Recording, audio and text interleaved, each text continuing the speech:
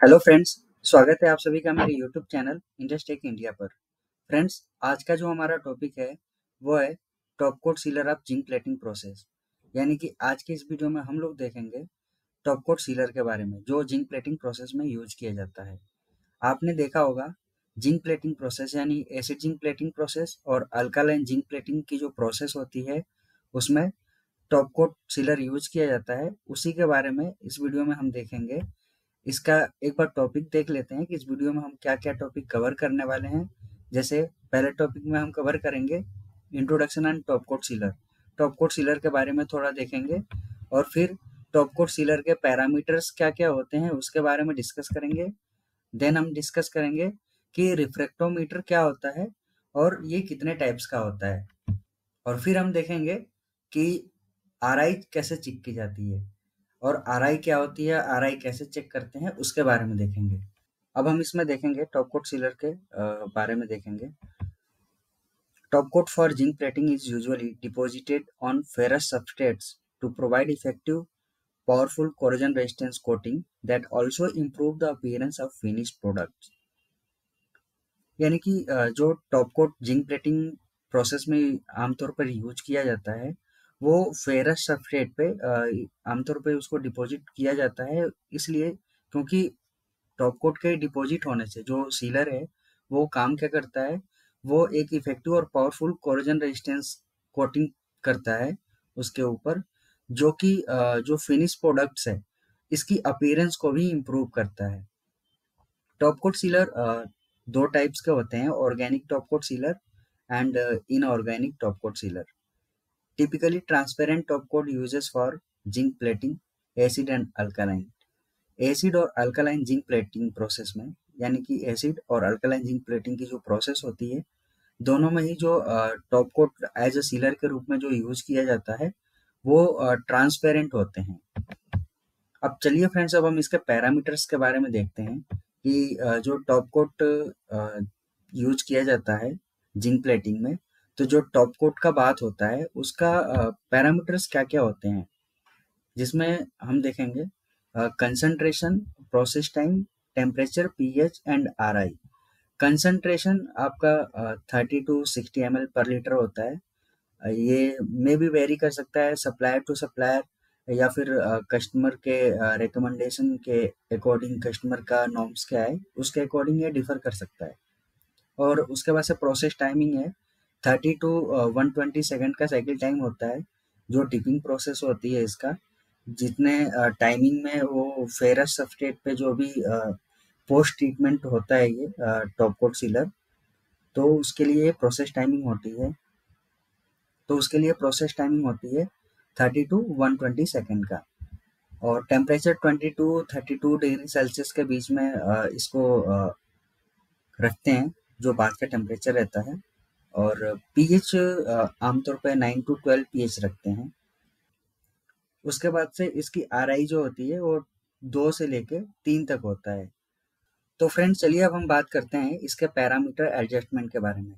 यानी कि जो प्रोसेस पैरामीटर्स, जो बात के पैरामीटर्स हैं, अगर वो कम या ज़्यादा होते हैं तो उसको हम कैसे एडजस्ट करते हैं, तो उसके लिए देख लेते हैं कि अगर हमारा कंसंट्रेशन हायर साइड पे रखना, अगर हमारा कंसंट्रेशन बढ़ाना है तो हमें टॉप कोट एडिशन करना पड़ेगा। यानी कि जो टॉप कोट सीलर जो केमिकल आता है उसका एडिशन करना पड़ेगा। और फिर अगर जैसे पीएच ज़्यादा करना है तो हमें अमोनिया ऐड करना होगा, और अगर इसको रिड्यूस करना है तो हमें सिंपली डीएम वाटर ऐड करके उसको डाइल्यूट करना पड़ेगा। तो पीएच ऑलरेडी वैसे डाउन हो जाएगा ऑटोमेटिकली, क्योंकि डीएम वाटर की जो पीएच होती है वो 6.2 से 7.5 के बीच होता है। तो जैसे ही हम हायर साइड पीएच में एक मीडियम पीएच का जब हम उसमें ऐड करते हैं तो उसका एवरेज वो उतना आ जाता है, वो तो मेंटेन हो जाता है। आरआई की बात करें, अगर आरआई की वैल्यू अगर बढ़ाना है तो टॉप कोट एडिशन करना पड़ेगा, और फिर अगर आरआई की जो वैल्यू है उसको लोअर साइड करना है तो हम उसमें डीएम वाटर ऐड कर सकते हैं। डीमिनरलाइज जो जो वाटर होता है उसको हम ऐड कर सकते हैं। तो हम पैरामीटर को एडजस्ट कर सकते हैं उसमें। बाकी अगर प्रोसेस टाइमिंग है तो वो साइकिल टाइम रिड्यूस करना हुआ या फिर इंक्रीज करना हुआ तो वो कर सकते हैं, और टेम्परेचर जो है वो चिलर के थ्रू वहाँ पे हम कम कर सकते हैं, रिड्यूस कर सकते हैं टेम्परेचर को, या फिर हम चिलर बंद कर दें तो वहाँ पे क्या होगा कि नॉर्मल टेम्परेचर हमारा जो भी होगा 22 to 30 डिग्री सेल्सियस तो मेंटेन हो जाता है बात का। तो ये रहे पैरामीटर्स से रिलेटेड। अब हम देखते हैं रिफ्रैक्टोमीटर के बारे में। A handheld refractometer is an analog instrument for measuring a liquid's refractive index. A refractometer is used to determine a concentration of a particular substance within a given solution. Refractometer क्या होता है आपका? ये एक instrument होता है जो किसी लिक्विड के रिफ्रैक्टिव इंडेक्स को मेजर करने के लिए यूज किया जाता है। Mainly there are four types of refractometers. First, analog handheld refractometer. Second is digital handheld refractometer. Third is laboratory or Abbe refractometer. And fourth is inclined process refractometer. Now we will discuss in this video about the analog handheld refractometer.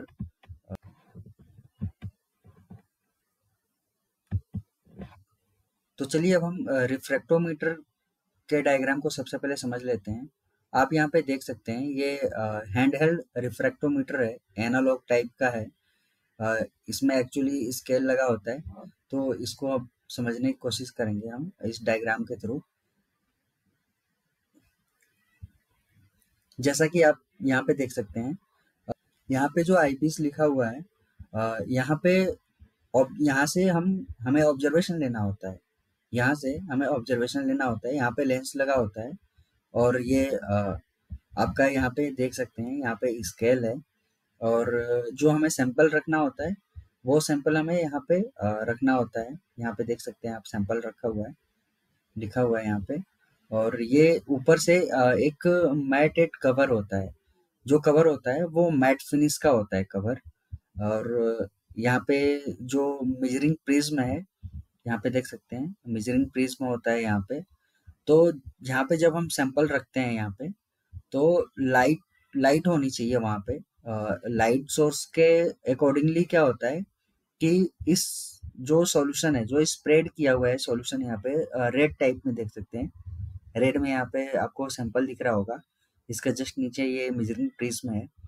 तो ये light के through क्या होता है, जैसे यहाँ पे light पड़ता है यहाँ पे, तो यहाँ से क्या होता है कि जो आपका सैंपल है, तो सैंपल से फिर वो रिफ्लेक्ट करता है प्रिज्म के तरफ।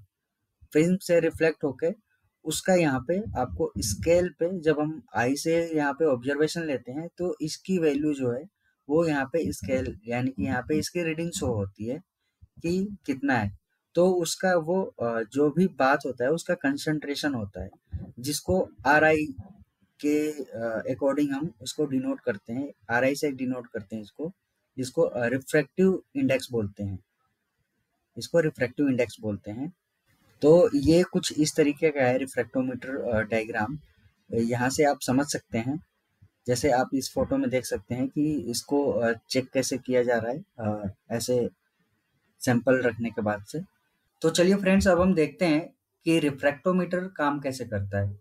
Refractometer operates based on the principle of refraction, यानी कि रिफ्रैक्शन के प्रिंसिपल पर रिफ्रैक्टोमीटर ही काम करता है। यानी कि जो रिफ्रैक्शन का प्रिंसिपल है उसके बेस पर रिफ्रैक्टोमीटर ऑपरेट होता है। It works on the critical angle by which lenses and prism project a shadow line onto a small glass scale inside the instrument, which is then viewed by the user through a magnifying eyepiece. ये critical angle के द्वारा काम करता है, जो कि lens और prism क्या करता है, ये शैडो लाइन प्रोजेक्ट करता है किस पे, इसके इंस्ट्रूमेंट के अंदर एक स्केल होता है, एक स्मॉल ग्लास स्केल होता है इंस्ट्रूमेंट के अंदर, उस पर ये शैडो लाइन प्रोजेक्ट होता है, जिसको यूजर के थ्रू मैग्नीफाइंग आईपीएस के थ्रू देखा जाता है। अब चलिए फ्रेंड्स, अब हम देखते हैं कि आर आई कैसे चेक किया जाता है टॉप कोट का। तो उसमें सबसे पहले देख लेते हैं कि ऑपरेटर्स कौन कौन सा यूज होता है। तो सबसे पहले आपको एनालॉग हैंडहेल्ड रिफ्रैक्टोमीटर चाहिए, और सेकंड आपको चाहिए लिंड फ्री टिश्यू पेपर, और फिर तीसरा यहाँ पे देख सकते हैं ड्रॉपर है, और फिर हमें फोर्थ जो है वो DI वाटर होना चाहिए। चलिए इसका प्रोसीजर देखते हैं। Using a dropper, transfer 1 or 2 drops of room temperature DI water to the prism of the refractometer and close the cover plate. Ensure sample must spread all over the prism surface. यानी कि dropper की help से DI water जो होगा उसको हमें एक या दो ड्रॉप प्रिज्म पर एक या दो ड्रॉप रिफ्रैक्टोमीटर के प्रिज्म पर हमें ट्रांसफर करना होगा, और ये रूम टेम्परेचर पे होना चाहिए। और फिर हमें क्या करना होगा कि यहाँ पे आप इसका कवर देख सकते हैं, कवर प्लेट जो है वो क्लोज करना होगा, और ये इंश्योर करना होगा कि जो भी हमने सैंपल डाला है, सैंपल इन द सेंस कि जो हम स्टार्टिंग में इसको कैलिब्रेशन के लिए यूज करते हैं DI वाटर, तो DI वाटर जो है वो प्रिज्म सरफेस पर स्प्रेड होना चाहिए अच्छे से।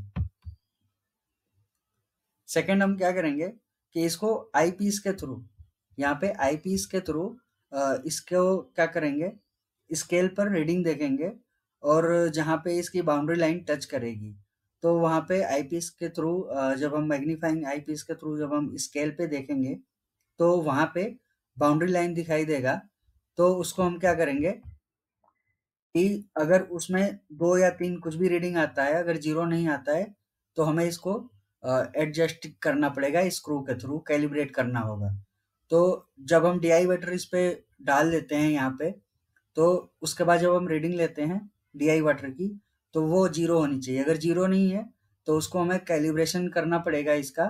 यहाँ पे देख सकते हैं कि यहाँ पे एक स्क्रू है, यहाँ पे इसको एडजस्ट कर सकते हैं। इसको अलग अलग इंस्ट्रूमेंट में अलग अलग जगह से हमें इसको कैलिब्रेट करना होता है।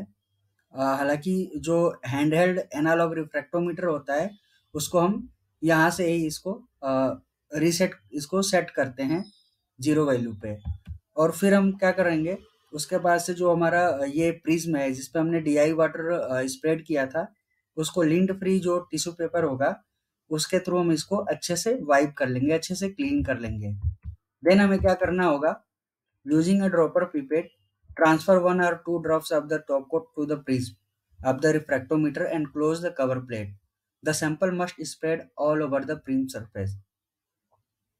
ड्रॉपर के हेल्प से अब हमें क्या करना होगा कि 1 or 2 ड्रॉप्स क्या करना होगा, इसको ट्रांसफर करना पड़ेगा।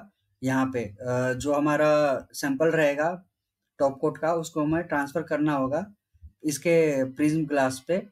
उसके बाद क्या करना पड़ेगा, इसके जो कवर प्लेट है इसको क्लोज करना पड़ेगा, और ये इंश्योर करना पड़ेगा कि जो टॉप कोट का सैंपल इस पे डाला गया है वो पूरी तरीके से इस प्रिज्म पर स्प्रेड होनी चाहिए, फैला होना चाहिए। और उसके बाद हम क्या करेंगे कि इसको हम आईपीस के थ्रू देखेंगे, और जहाँ पे रीडिंग इसकी आएगी, स्केल जो होगा यहाँ पे, स्केल जो यहाँ बना होता है उस पे इसकी रीडिंग शो होगी।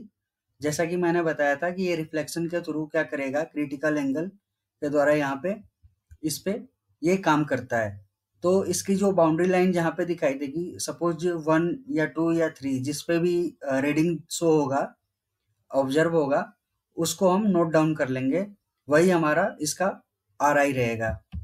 उसके बाद हमें क्या करना होगा कि जो प्रिंस पे हमने टॉप कोट का सैंपल स्प्रेड किया है इसको अच्छे से लिंड फ्री टिश्यू और वाटर के थ्रू इस पे क्या करेंगे, हमें क्लीन करना होगा, ताकि हमारा इंस्ट्रूमेंट का जो ये प्रिज्म ग्लास है वो सही रहे, ताकि इससे एक्यूरेट रीडिंग है।